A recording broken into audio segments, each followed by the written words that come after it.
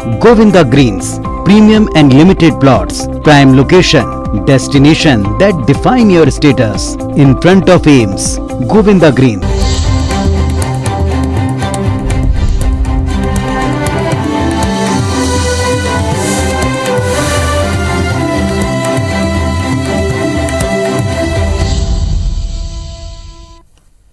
नमस्कार, स्वागत है आप सबका। मैं हूं पुनीत पाठक और मध्य प्रदेश की दिन भर की बड़ी खबरें विस्तार से जानने का वक्त है।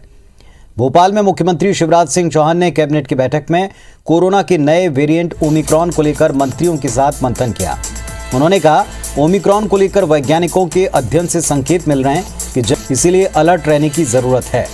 कोरोना को लेकर सीएम ने बताया कि प्रदेश में ऑक्सीजन संयंत्र, वेंटिलेटर समेत अन्य सभी आपातकालीन व्यवस्थाएं कर ली गई हैं। उन्होंने निर्देश दिया कि सभी मंत्री एक्टिव रहें, अपने अपने प्रभार वाले जिलों में अस्पतालों का निरीक्षण कर रिपोर्ट 1 सप्ताह में तैयार करें, जिस पर कैबिनेट की अगली बैठक में चर्चा कर राज्य स्तर पर एक रोड मैप तैयार किया जाएगा। साथ ही कहा कि अब दिसंबर के अंत तक 100% वैक्सीनेशन पर फोकस रहेगा। मध्य प्रदेश में दूसरा डोज 70% पात्र आबादी को लग चुका है। सीएम ने सभी से सोशल डिस्टेंसिंग अपनाने की अपील भी की है।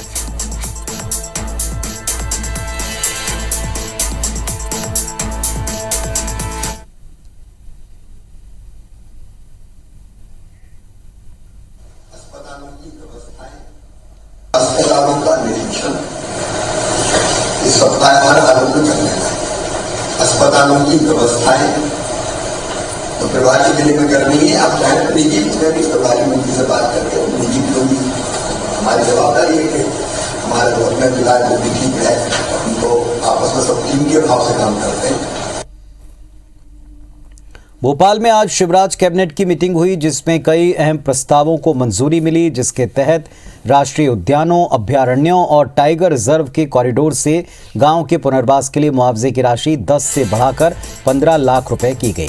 वहीं ग्वालियर को एयरपोर्ट के विस्तारीकरण के लिए 57 हेक्टेयर से अधिक की भूमि का आवंटन किया गया।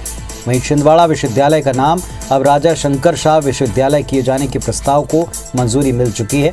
सीएम ने बताया कि मध्य प्रदेश में शीतकालीन सत्र के बाद कैबिनेट की बैठक भोपाल से बाहर की जाएगी।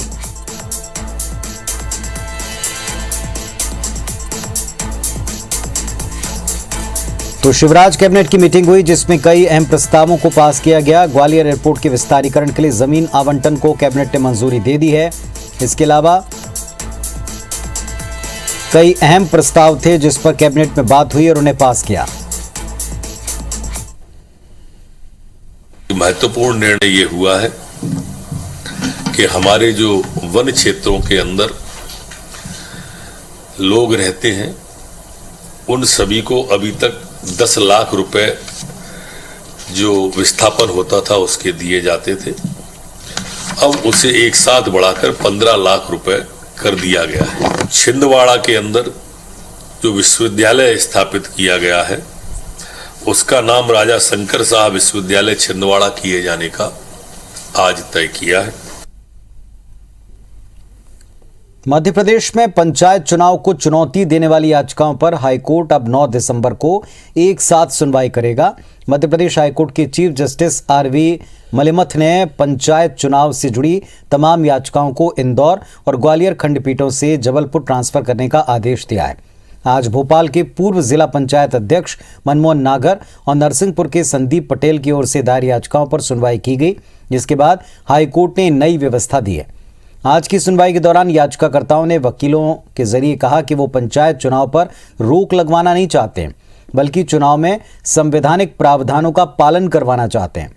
याचिकाओं में साल 2019-20 में हुए परिसीमन को रद्द करने और 2014 के परिसीमन और आरक्षण पर चुनाव करवाने को चुनौती दी गई है। इधर पंचायत चुनाव का मामला कोर्ट तक पहुंचने पर राजनीति भी गर्मा गई। कांग्रेस नेताओं के अलग अलग बयान को आधार बनाते हुए बीजेपी ने कांग्रेस से स्पष्टीकरण मांगा। बीजेपी ने कांग्रेस में बिखराव और अलग मतों का आरोप लगाते पूछा कि कांग्रेस पंचायत चुनाव करवाना चाहती है कि नहीं। कांग्रेस ने बीजेपी पर पंचायत चुनाव टालने के आरोप लगाए। कांग्रेस की तरफ से ये कहा गया कि कांग्रेस कार्यकाल में किए परिसीमन और आरक्षण को रद्द कर 7 साल पुरानी व्यवस्था को बहाल करने का मकसद चुनाव को टालना ही है।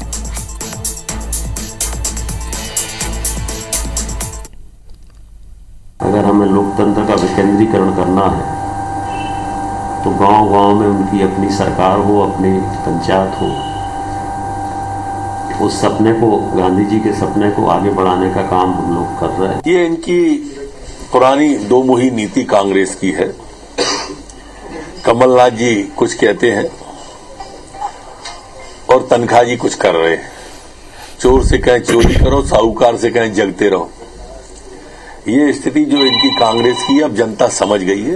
इसमें 15 साल से ज्यादा हो गए थे, तो ये होना आवश्यक था। तो ये इसको भी इन्होंने नकारा और जो 1000 नई बन गई थी पंचायतें, एक तरह से उसको भी रोक लगाई। इनका कहीं न कहीं इरादा कि कोर्ट से स्टे मिल जाए, हम इसको रोक दें, ये एक शंका दिख रही है।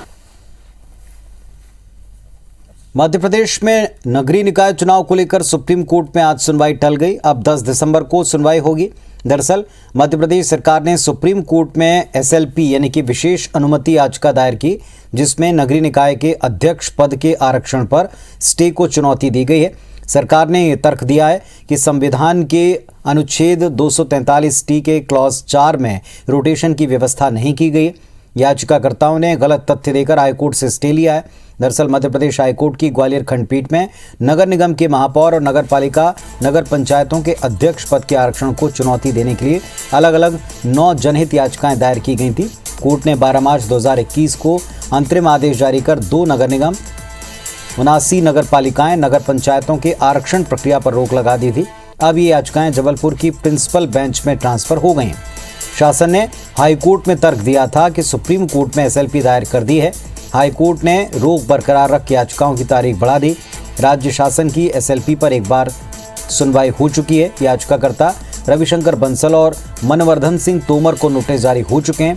दोनों को सुप्रीम कोर्ट में जवाब देना था। दोनों की ओर से वरिष्ठ अधिवक्ता विवेक तनखा पैरवी करने वाले हैं। इसे लेकर सुप्रीम कोर्ट में उनके जूनियर ने वकालतनामा पेश कर दिया है। इसीलिए सुनवाई अब 10 दिसंबर को होगी।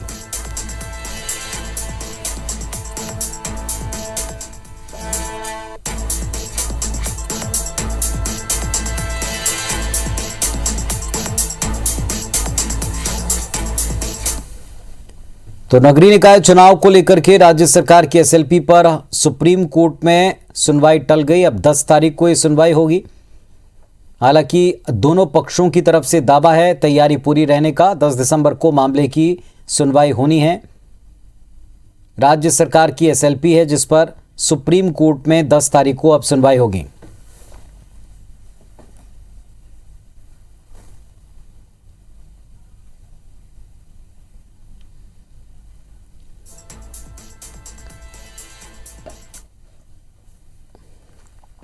और इस वक्त 2 सहयोगी हमारे साथ में जुड़ रहे हैं। जबलपुर से विजेंद्र पांडे जुड़े हैं और नासिर गौरी जुड़े हैं ग्वालियर से। पहले चलेंगे जबलपुर विजेंद्र के पास। विजेंद्र, हाई कोर्ट ने भी कहा है कि एक साथ सब पर सुनवाई की जाए। तमाम खंडपीठों से सारे के सारे जो याचिकाएं लगाई गई मामले हैं उन सबको जबलपुर ट्रांसफ़र किया। बताएं, पूरा अपडेट दें। जी हाँ पुनीत, तमाम याचिकाएं जो इंदौर और ग्वालियर खंडपीठों पे लंबित थी उनको भी ट्रांसफ़र करने का आदेश, जबलपुर हाई कोर्ट ट्रांसफ़र करने का आदेश चीफ जस्टिस RV मलिमत ने दिया है और सब पर एक साथ सुनवाई की जाएगी, एक ही, ताकि किसी तरह का कोई कन्फ्यूजन ना हो। यहाँ पर जबलपुर हाई कोर्ट में खुद चीफ जस्टिस की डिवीज़न बेंच इन तमाम याचिकाओं को एक साथ सुनेगी और मुख्य तौर पर इन याचिकाओं का आधार अगर हम देखते हैं तो इसमें पुनीत कहा यही गया है कि संविधान के अनुच्छेद 243 के C और D में पंचायतों के हर 5 साल में चुनाव करवाने के साथ साथ आरक्षण की व्यवस्था करने का प्रावधान किया गया है और जिसमें रोटेशन की भी बात है। लेकिन 2019-20 में कमलनाथ सरकार की पहल पर जो पंचायतों का परिसीमन हुआ उसको उस परिसीमन और आरक्षण को मानने की बजाय राज्य सरकार ने 7 साल पुराने यानी साल 2014 के परिसीमन को लेकर ये तमाम इलेक्शन करवाने की ठानी है और सीधे तौर पर इसे एक विधि विरुद्ध कहा गया है और साथ ही साथ कहा है कि राज्य सरकार ने एक अध्यादेश के ज़रिए परिसीमन का आदेश जो था, परिसीमन की जो कार्रवाई थी 2019-20 की, उसको ठप कर दिया, उसको रद्द कर दिया। इस तरह से इसे किया नहीं जा सकता, ये इलीगल है, अनकॉन्स्टिट्यूशनल है और इसे अब हाई कोर्ट के सामने रखा गया है। साथ ही साथ ये कहा गया है कि जिस तरह से अगर 7 साल पहले किसी पंचायत में कोई एससी वर्ग का अगर सरपंच चुना जाता था या जनपद पंचायतों में सदस्य चुने जाते थे, 7 साल बाद भी अगर वही उसी वर्ग के उम्मीदवार अगर चुने जाएंगे तो आरक्षण की जो मूल भावना है वो कहीं ना कहीं आहत होगी।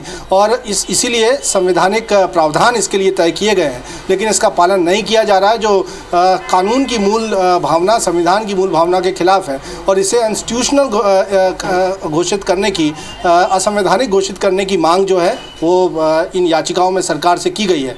फिलहाल तमाम याचिकाओं को क्लब कर दिया गया है। जबलपुर हाई कोर्ट में चीफ जस्टिस की डिवीज़न बेंच इस मामले पर सुनवाई करेगी और 9 तारीख मुकर्रर की गई है। देखना होगा कि तमाम याचिकाओं पर सुनवाई करने के बाद किस तरह का फैसला या अंतरिम कोई आदेश हाई कोर्ट से निकल कर सामने आता है, क्योंकि पंचायत चुनाव एक अरसे बाद मध्य प्रदेश में हो रहे हैं और सबसे बड़ा मुद्दा है, जैसा हम सुन रहे थे, कि उस पर राजनीति भी गरमाई हुई है। कांग्रेस कहती है कि नए परिसीमन 2019-20 में थे, उनको आधार बनाया जा सकता था, जो याचिकाएं भी कह रही हैं, जबकि इसके पीछे सियासी नफ़ा नुकसान भी देखा जा रहा है कि 2014 7 साल पुराने परिसीमन को लेकर सरकार चुनाव करवाना चाह रही है। तो एक हॉट टॉपिक एक तरह से कह सकते हैं, और देखना होगा कि 9 दिसंबर पर जब एक साथ सुनवाई होगी तो याचिकाकर्ताओं के तर्कों को सुनने के बाद कोर्ट किस तरह से आगे बढ़ता है, क्या फैसला या अंतरिम निर्देश कोर्ट का सामने आ पाता है। चलिए, हमारे साथ नासिर गौरी जुड़े हुए हैं ग्वालियर से, उनका रुख करते हैं। नासिर, जिस तरह से ये जो मामला है इसमें कोर्ट की तरफ और कोर्ट के निर्देश या फैसलों की तरफ सबकी नजर है, 10 दिसंबर को सुप्रीम कोर्ट में सुनवाई होनी, इसको लेकर क्या अपडेट है? देखिए, मध्य प्रदेश में अगर सबसे ज्यादा जो चर्चाएं चल रही है पंचायत चुनाव और नगरीय निकाय चुनाव को लेकर चल रही है, और ऐसे में बीच में एसएलपी सरकार के द्वारा दायर की गई थी और उसमें कहा गया था सुप्रीम कोर्ट में कि जो तथ्य पेश किए गए थे याचिकाकर्ता के द्वारा, जो जिस पर हाईकोर्ट की ग्वालियर बेंच ने 21 मार्च 2021 को स्टे दे दिया था, उन आरक्षण पर रोक लगा दी थी। दोबारा से उनको वैकेट को खोला जाए और चुनाव कराने की उनको परमिशन दी जाए, साथ ही आरक्षण जो उन्होंने किया था वो सही किया था, और उसी के खिलाफ ये याचिका है। हाईकोर्ट में लगी सरकार को बार बार जवाब देने के लिए समय दिया गया। मामला जबलपुर की हाईकोर्ट की बेंच में भी पहुंच गया, मुख्य बेंच में भी पहुंच गया। वहां से उसके बाद सरकार लगातार जवाब पेश करने के लिए वक्त मांग रही थी, लेकिन इसके बीच ही सरकार ने सुप्रीम कोर्ट में याचिका एसएलपी दायर कर दी, विशेष अनुमति याचिका दायर कर दी, और उसमें कहा कि जो उन्होंने आरक्षण किया है वो विधि के अनुसार किया है, लेकिन याचिकाकर्ता का अभी भी तर्क यही है कि संवैधानिक जो है धाराएं उनका पालन नहीं किया गया है। सरकार ने अपने हिसाब से आरक्षण किया है, जबकि एक रोटेशन प्रक्रिया होती है उसका शासन ने पालन नहीं किया, सरकार ने पालन नहीं किया, इसलिए आरक्षण पर रोक लगाई। लेकिन अब जब सुप्रीम कोर्ट में पहुंची इस राज्य सरकार, तो उसका तर्क यही है कि उन्होंने आरक्षण जो किया है वो सही किया है, और हाईकोर्ट में जो पिटीशन जो पेश की गई थी याचिका, उसने गलत तर्क दिया है, इसके चलते जो आरक्षण पर रोक लगा दी गई है। तो कुल मिलाकर देखें तो सुप्रीम कोर्ट ने दोनों ही जो पिटीशनर थे, रवि बंसल और मानवर्धन सिंह, उनकी याचिकाओं पर नोटिस जारी कर दिए थे, जवाब मांगा था, और उसी जवाब के तहत अब 10 दिसंबर को जो सुनवाई है वो होगी। तो कुल मिलाकर आप सबकी निगाहें जो है 10 दिसंबर पर सुप्रीम कोर्ट की सुनवाई पर टिकी हुई है कि वो नगरीय निकाय चुनाव को लेकर जो राज्य सरकार यानी कि शिवराज सरकार ने जो पिटीशन एसएलपी फाइल की है उस पर सुप्रीम कोर्ट का क्या रुख होने वाला है, क्योंकि सबकी जो निगाहें वो इस समय मध्य प्रदेश के नगरीय निकाय चुनाव और पंचायत चुनाव को लेकर जुड़ी हुई है। क्योंकि पंचायत चुनाव को लेकर लगातार हम देख रहे हैं कि आरक्षण की प्रक्रिया तेज हो गई है, डेट भी घोषित हो चुकी है, लेकिन नगरीय निकाय चुनाव को लेकर क्योंकि उम्मीदें नगरीय निकाय चुनाव से बहुत ज्यादा थी जनप्रतिनिधियों को, लेकिन जब हाईकोर्ट की ग्वालियर बेंच से 79 नगर पालिका अध्यक्ष और 2 महापौर के अध्यक्ष को चुनौती दी गई थी और उस पर स्टे हो गया, तब से कहीं ना कहीं जो विराम लगा हुआ है, एक बड़ा स्टॉप 2 साल से लगा हुआ है नगरीय निकाय चुनाव को लेकर। तो लोगों को भी इंतजार है कि सुप्रीम कोर्ट है वो भी अपना निर्णय दे, उससे अगर आरक्षण होता है दोबारा से पुराने आरक्षण को खारिज करती है सरकार, कोर्ट खारिज करता है तो वो सही है, नहीं तो दोबारा से आरक्षण के लिए नई प्रक्रिया अपनाई जाएगी। तो कुल मिलाकर जो एक बड़ा स्टे है वो खत्म हो सके। चलिए, तो जैसा नासिर हमको बता रहे हैं कि वाकई दोनों स्तर के ऊपर चुनाव में याचिकाएं जो लगाई गई उन सबको एक साथ सुना जाना है। 9 और 10 तारीख को, 9 तारीख को यहाँ हाई कोर्ट में और 10 तारीख को सुप्रीम कोर्ट में इस पर किस तरह के निर्देश मिलते हैं, किस तरह की टिप्पणियां मिलती हैं या आदेश आता है, इस पर प्रदेश की नजरें हैं। बहुत शुक्रिया आप दोनों का अपडेट के लिए। मध्य प्रदेश में शिक्षक भर्ती परीक्षा में 27 में से 13% ओबीसी आरक्षण होल्ड करने के राज्य सरकार के फैसले को हाई कोर्ट में चैलेंज किया है। राज्य सरकार ने 11 जून को जबलपुर हाई कोर्ट में एक आवेदन पेश कर 13% ओबीसी आरक्षण होल्ड रखने की जानकारी दी थी, जिसे कई उम्मीदवारों ने हाई कोर्ट में चुनौती दी। याचिकाओं में कहा गया कि खुद राज्य सरकार ने ओबीसी वर्ग को 27% आरक्षण देने का कानून बनाया। अपने ही कानून के खिलाफ जाकर आरक्षण होल्ड करना असंवैधानिक है। जबलपुर हाईकोर्ट ने इस मामले पर राज्य सरकार का पक्ष जानने के लिए नोटिस जारी किया है। मामले पर अगली सुनवाई ओबीसी आरक्षण जुड़ी सभी याचिकाओं के साथ तय कर दी गई।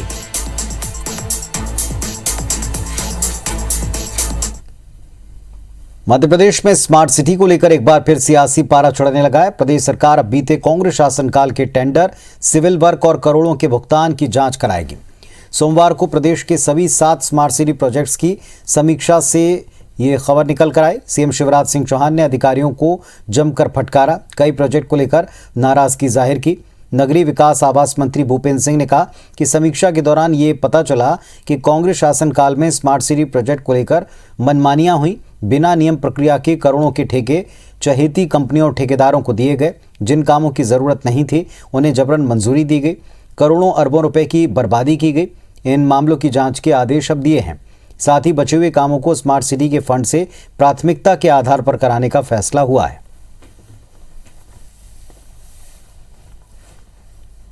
माननीय कमलनाथ जी की सरकार थी, उस समय कुछ चहेते ठेकेदारों को बिना किसी नियम प्रक्रिया के करोड़ों के ठेके दे दिए गए। 10 तारीख को माननीय मुख्यमंत्री जी सागर जा रहे हैं, वहां पर भी वो स्मार्ट सिटी के कामों को देखेंगे भी। विदिशा के गंजबासोदा के एक स्कूल में धर्मांतरण को लेकर सोमवार को काफी बवाल मचा था और अब इस पर प्रदेश के गृह मंत्री नरोत्तम मिश्रा का बड़ा बयान सामने आया। उन्होंने कहा कि एनजीओ और मिशनरी को मिलने वाले विदेशी फंड की जांच की जा रही, साथ ही इस मामले की जांच कराई जाएगी। विदिशा केस में 4 लोगों को हिरासत में लिया गया। पहले भी धर्मांतरण को लेकर शिकायतें मिली हैं। सरकार इस मामले को लेकर गंभीर है। धर्मांतरण के मामले में मुख्यमंत्री जी ने भी कहा और हम भी कह रहे हैं कि जो विदेशी फंडिंग आती है, जो एनजीओ इनका गलत उपयोग करते हैं, पीएफआई जैसे संगठन उपयोग गलत कर लेते हैं, इनकी हम जांच करा रहे हैं और जांच में जो भी दोषी होगा उसके खिलाफ कार्रवाई करेंगे। जांच के दायरे में ऐसे सभी रहेंगी जगह। 4 लोग उसमें हिरासत में लिए गए हैं और पुनरावृत्ति न हो इसकी चिंता की जा रही है। चलिए देखते हैं दिन की बिग न्यूज। मधुकुंज अगरबत्ती प्रेजेंट्स बिग न्यूज। अगरबत्ती हो तो मधुकुंज।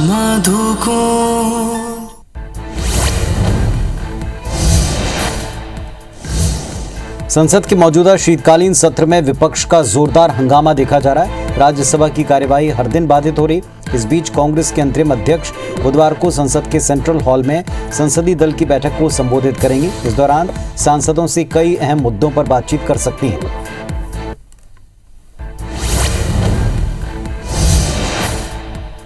संयुक्त किसान मोर्चा और केंद्र सरकार के बीच मंगलवार को बैठक हुई। इस बैठक को लेकर जानकारी देते हुए संयुक्त किसान मोर्चा के युद्धवीर सिंह ने कहा कि आज हमारी बहुत महत्वपूर्ण मीटिंग हुई।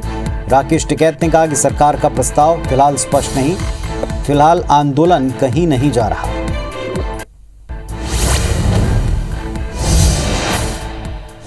बारह सांसदों के निलंबन को लेकर विपक्ष लगातार विरोध कर रहा है। इस बीच शिवसेना नेता संजय राउत ने बताया कि सांसदों के निलंबन को लेकर विपक्षी और समान विचारधारा वाले दल कल राज्यसभा का बहिष्कार करेंगे।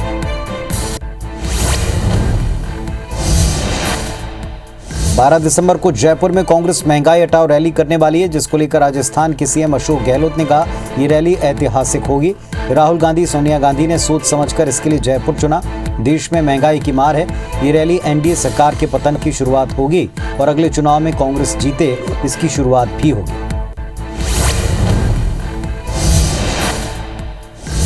नागालैंड के मोन में शीर्ष आदिवासी निकाय कोन्याक यूनियन ने सुरक्षा बलों द्वारा 14 नागरिकों की हत्या के विरोध में 1 दिन का बंद रखा। अगले दिन से 7 दिन के शोक की घोषणा की। कोन्याक यूनियन ने सुरक्षा बलों से 7 दिन के शोक की अवधि के दौरान कोन्याक क्षेत्र में गश्त से दूर रहने का अनुरोध किया है।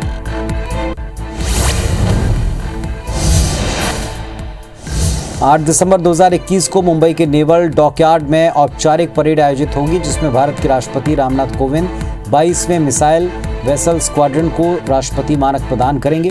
मिसाइल वेसल स्क्वाड्रन को किलर स्क्वाड्रन के रूप में जाना जाता है, जिसने 1971 के युद्ध में पाकिस्तान के जहाजों को नेस्तनाबूद किया था।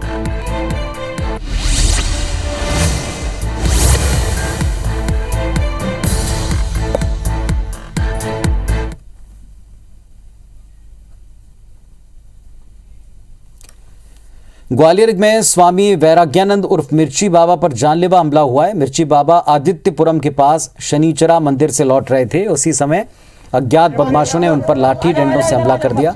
सुरक्षा गार्ड की हवाई फायरिंग करने पर बदमाश फरार हुए। हमले में मिर्ची बाबा को हल्की चोट आई। फिलहाल पुलिस ने केस दर्ज कर लिया है, जांच जारी। हमले का कारण जमीनी विवाद को बताया गया। शहर के एक पक्ष से मिर्ची बाबा का जमीन को लेकर विवाद जारी है, हालांकि इस बात की पुष्टि नहीं हुई।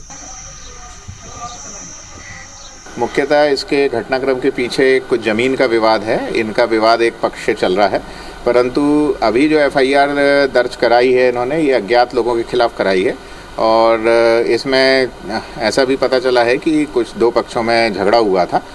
पुलिस पूरे मामले की तहकीकात कर रही है और विवेचना में फिर जो साक्ष्य आएंगे उसके आधार पर अग्रिम कार्रवाई की जाएगी।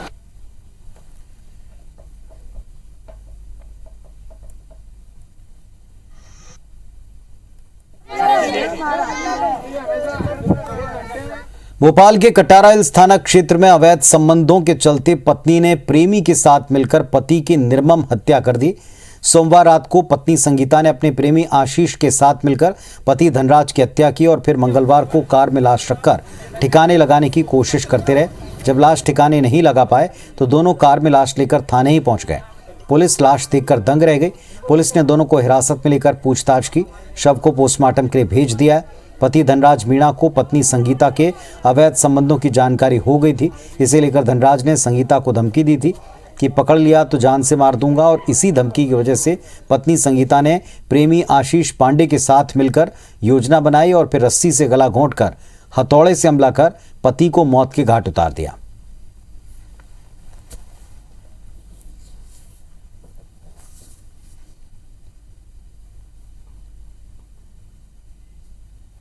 तो इस बुलेटिन में फिलहाल इतना ही। खबरों अपडेट्स के लिए आप देखते रहें IBC 24। नमस्कार।